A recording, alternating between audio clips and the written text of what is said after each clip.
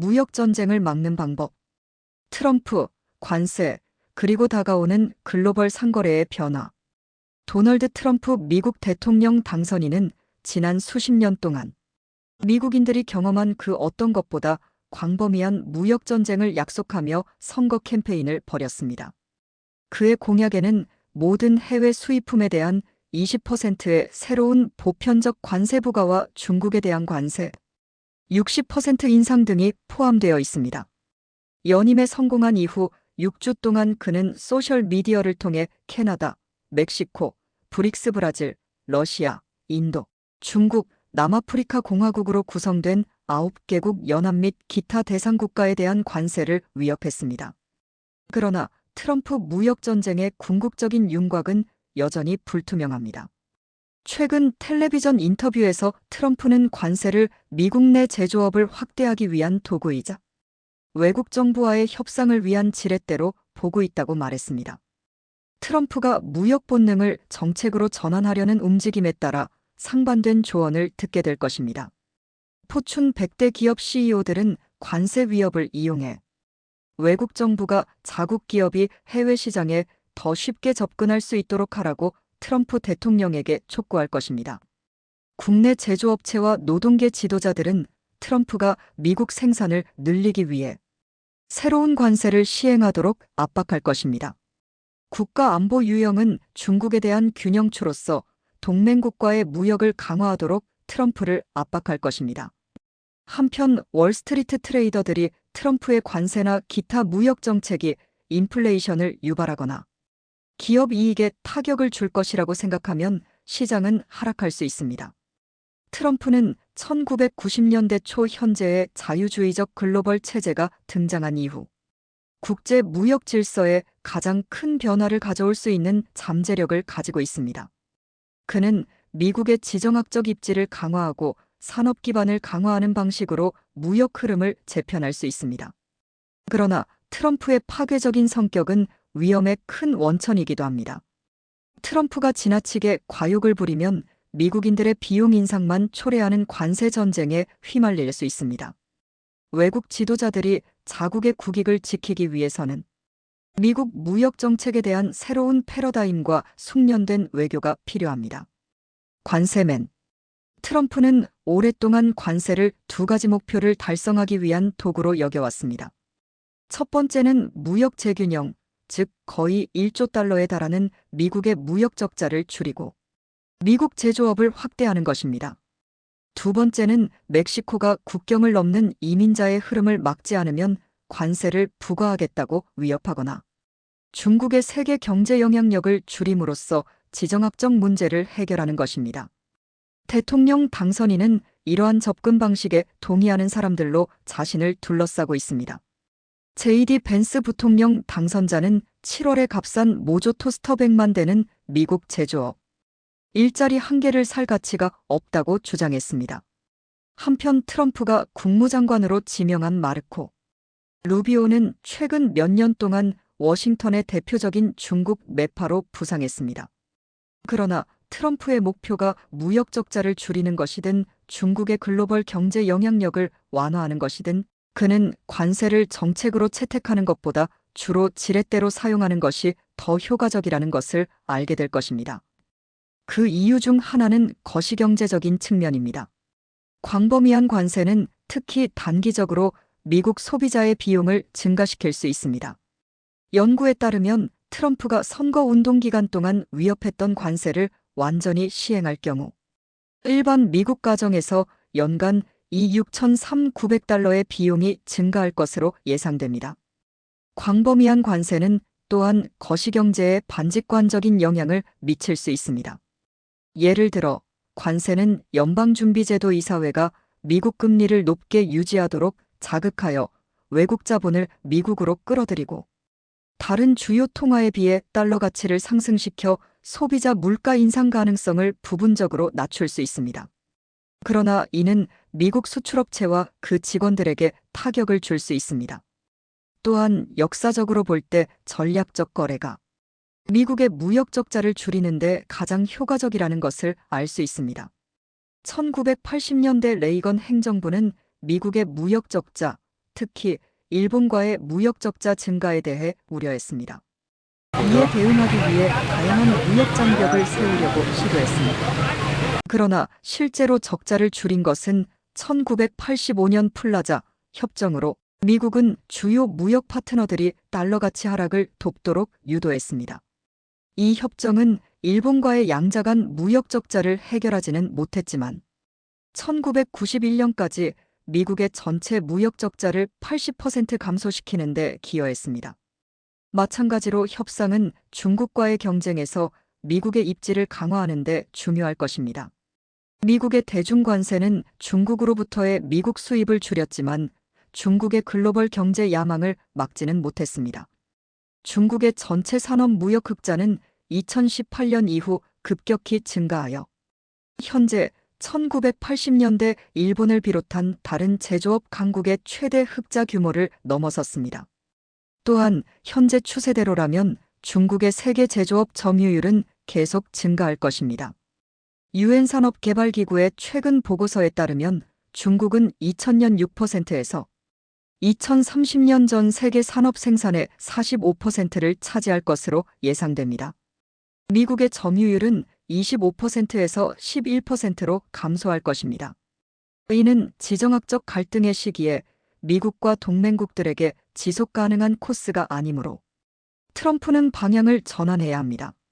특히 중국과의 무역을 줄이기 위해 다른 국가들과 협력해야 합니다. 여기서 트럼프는 점점 더 수용적인 대상을 찾아야 합니다. 중국의 제조업 흑자가 증가함에 따라 브라질, 칠레, 남아공 등 주요 신흥시장을 포함한 미국 이외의 무역 파트너들이 자체적으로 관세 및 기타 보호주의 조치를 부과하기 시작했습니다. 트럼프의 임무는 미국의 무역 정책을 사용하여 이러한 초기 노력을 조정하고 확대하는 것입니다. 무역 파트너들이 중국 제품에 대한 자체 장벽을 높이도록 압박하면 궁극적으로 미국 제조업도 활성화될 것입니다. 다른 국가로의 중국산 수입은 해당 국가의 제조업체를 대체할 뿐만 아니라 미국 노동자의 일자리를 감소시킵니다. 미국산 제품은 국제시장에서 값싼 중국산 제품과 경쟁할 수 없는 경우가 많습니다. 그리고 중국이 한국과 같은 산업국가에 자동차 및 기타 고급 제품의 판매를 늘리면서 해당 국가의 제조업체는 미국으로 더 많은 제품을 수출하여 경쟁에 대응하고 있으며 이는 미국 제조업에 또 다른 타격을 주고 있다는 증거가 있습니다. 관세를 거래의 지렛대로만 사용해야 한다는 말은 아닙니다. 중국에 대한 관세 부과는 미중 관계의 위험 제거에 필수적인 부분이기 때문에 바이든 행정부는 트럼프 대통령이 첫 임기 때 수립한 관세를 계속 유지했습니다. 동맹국에 대한 표적 관세는 국가 및 경제 안보를 위해 더 많은 국내 생산이 필요하고 우방국 지원이 불충분한 주요 전략 산업을 촉진하는 데 도움이 될 수 있습니다. 그리고 트럼프가 미국의 무역 비율에서 더 많은 상호주의를 추진하는 것은 공정할 것입니다.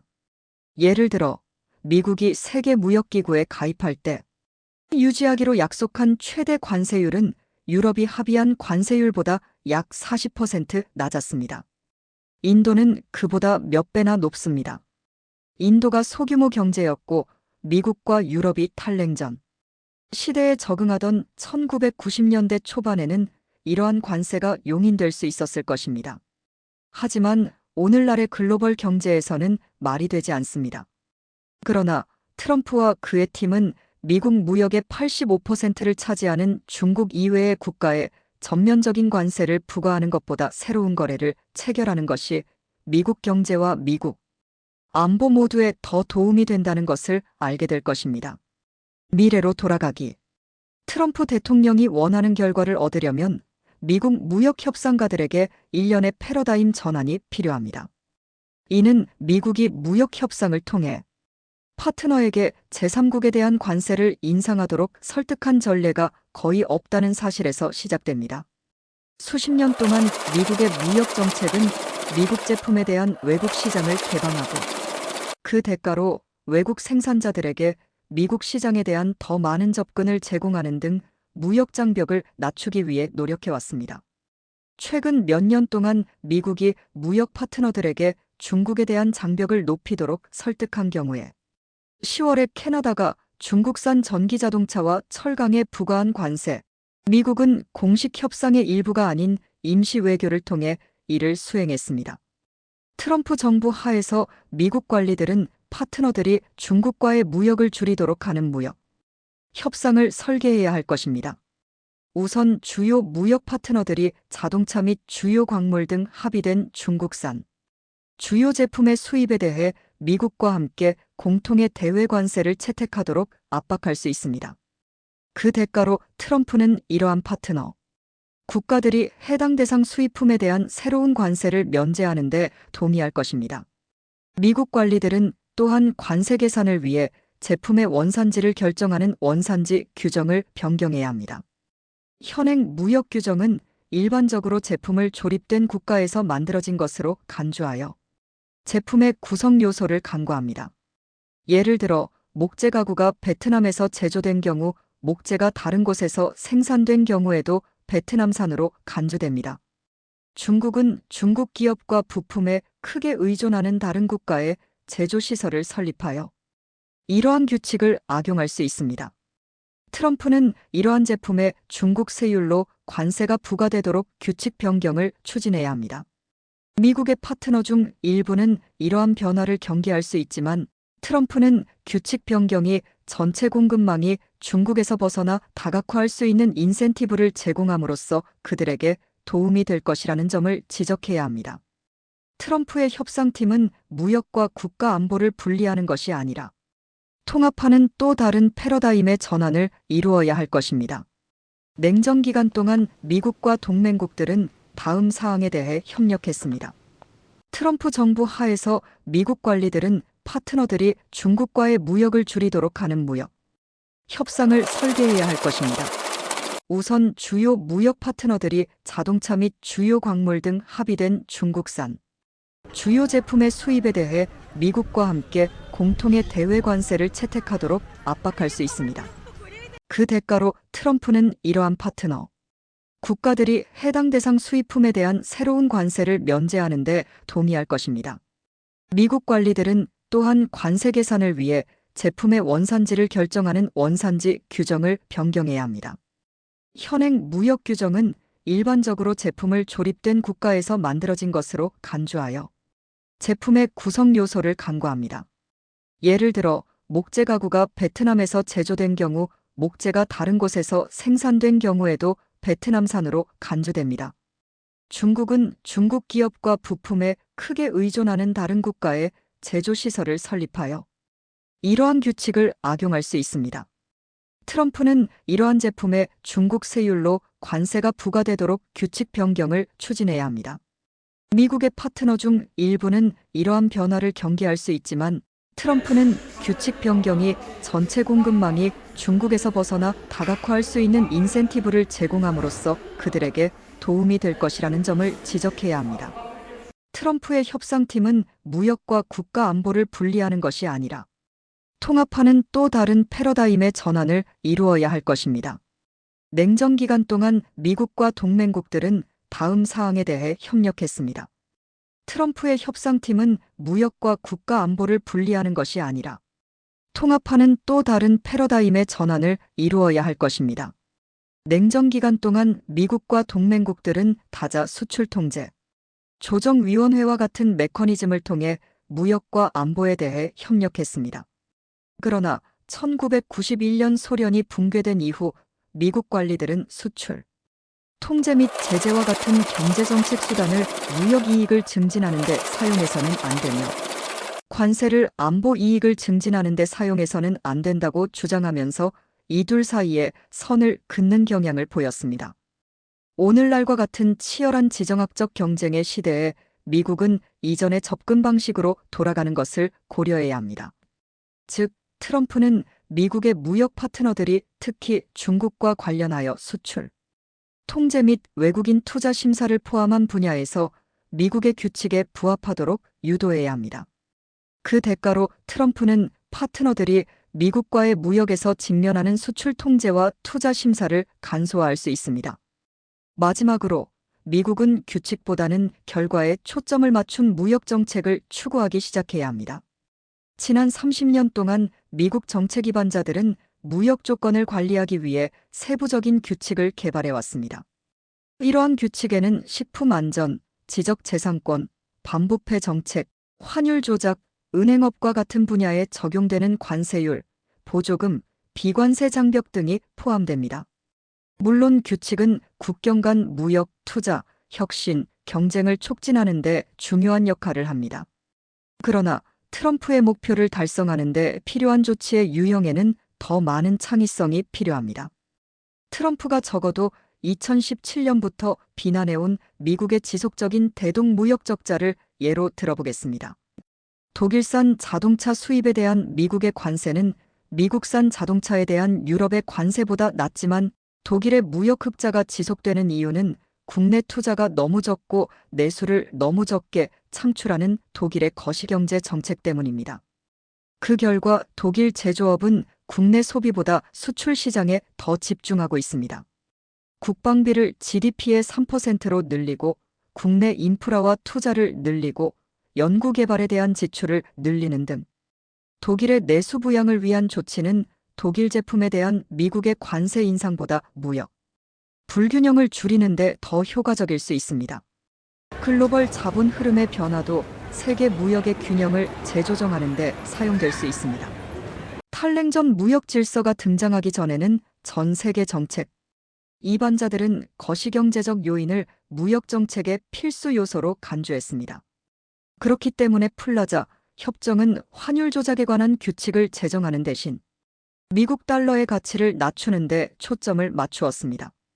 미국의 무역 정책 이반자들은 지난 30년 동안 거시경제의 중요성에 대한 이해를 완전히 버리지 않았고 오바마 행정부는 미국의 무역 적자를 줄이기 위한 방법으로 중국의 내수 부양을 거듭 촉구했습니다. 그러나 미국 무역 관리들은 외국 정부가 거시경제 정책을 바꾸도록 설득하기 위해 관세와 같은 도구를 사용하는 것에서 방향을 전환했습니다. 그 대신 국경을 넘나드는 상품과 서비스의 실제 흐름을 지배하는 규칙에 집중했습니다. 트럼프는 위협을 즐기는 정치인으로서 이러한 전통을 되살릴 수 있는 좋은 위치에 있습니다. 또한 기업 임원들로 구성된 그의 경제팀은 미국의 무역 적자를 줄이고 미국 노동자들을 도울 수 있는 거시경제 정책 목표를 파악할 수 있는 유리한 위치에 있습니다. 균형 잡힌 행동. 미국 노동자들을 돕고 무역 질서를 재편할 발언권을 가진 지도자는 트럼프만이 아닙니다. 미국의 무역 파트너들은 트럼프와 협상을 할 것인지 아니면 장기적인 무역 전쟁을 벌일 것인지 결정해야 할 것입니다. 클라우디아 쉐인바움 멕시코 대통령은 최근 트럼프의 관세 위협에 보복 관세를 위협하고 트럼프에게 전화를 걸어 대화할 준비가 되어 있다고 밝히며 대응한 것이 이를 잘 보여줍니다. 그럼에도 불구하고 트럼프 당선인의 백악관 복귀는 영향력이 높아진 순간에 이루어졌습니다. 미국 경제는 2019년 말부터 유럽연합보다 3배나 빠르게 성장하는 등 최근 몇 년 동안 다른 국가들을 크게 앞질렀으며 미국은 파트너 국가에 기반을 둔 기업들에게 필수적인 시장이 되었습니다. 트럼프는 인공지능, 반도체 설계 및 기타 핵심 기술 분야에서 미국의 우위를 추가적인 영향력의 원천으로 삼아 자신의 무역 조건에 동의하는 파트너가 AI 및 기타 첨단 미국 제품을 위한 최첨단 칩에 접근할 수 있도록 보장할 수 있습니다. 각국은 트럼프를 상대할 대안이 거의 없습니다. 중국의 경제 성장이 둔화되면서 중국은 덜 매력적인 무역 파트너가 되고 있습니다. 캐나다와 인도네시아가 12월 초에 체결한 무역 협정처럼 소규모 경제 국가들은 계속해서 협상을 타결할 것입니다. 그러나 이러한 거래의 경제적 이익은 일반적으로 미국 시장 규모가 훨씬 더 크기 때문에 미국과 체결한 거래에 비해 미미할 것입니다. 트럼프와 그의 팀은 해외에서 지지하는 목소리를 활용하는 방식으로 무역 요구의 틀을 짜기 위해 노력해야 합니다. 이미 많은 유럽 국방 당국자들이 자국의 국방비 지출을 늘리고 기타 필요한 산업 투자를 촉구하고 있으며 G-7의 많은 관리들이 중국과의 무역 제한을 지지하고 있습니다. 트럼프는 이러한 인사들과 협력하여 협상을 추진할 수 있습니다. 트럼프는 또한 이러한 합의에서 결과보다 방법이 더 중요하다는 점을 기억해야 합니다. 유럽과 다른 G-7 동맹국들이 중국과의 상업적 관계를 줄이기로 약속했지만 이를 달성하기 위해 자체적인 툴킷을 배포하고자 한다면 트럼프는 반대해서는 안 됩니다. 그러나 성공적인 협상을 이끌어내는 외교는 쉽지 않을 것이며 트럼프의 폭언을 좋아하는 성향이 지나치면 그의 목표가 훼손될 수 있습니다. 잘 관리된 위협은 외국 정부를 협상 테이블로 끌어낼 수 있습니다.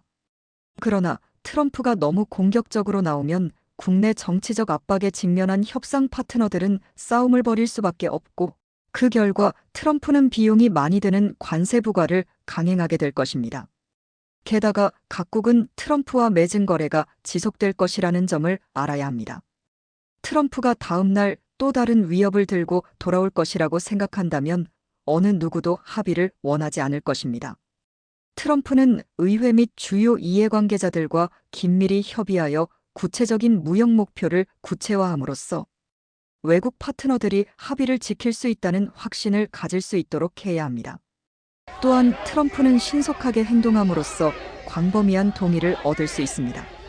트럼프가 몇 가지 거래를 신속하게 성사시킨다면 다른 국가들과의 합의를 위한 모멘텀을 구축할 수 있을 것입니다.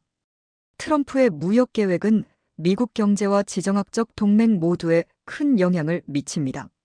수백만 개의 미국 일자리가 미국 안팎의 상품 흐름에 의존하고 있습니다.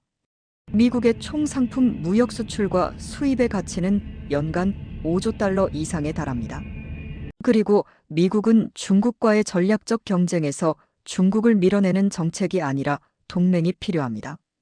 하지만 트럼프가 이를 성공시킨다면 수십 년 만에 가장 중대한 세계 무역의 재편을 주도할 수도 있습니다. 그 결과 미국은 더 번영하고 더 안전해질 것입니다.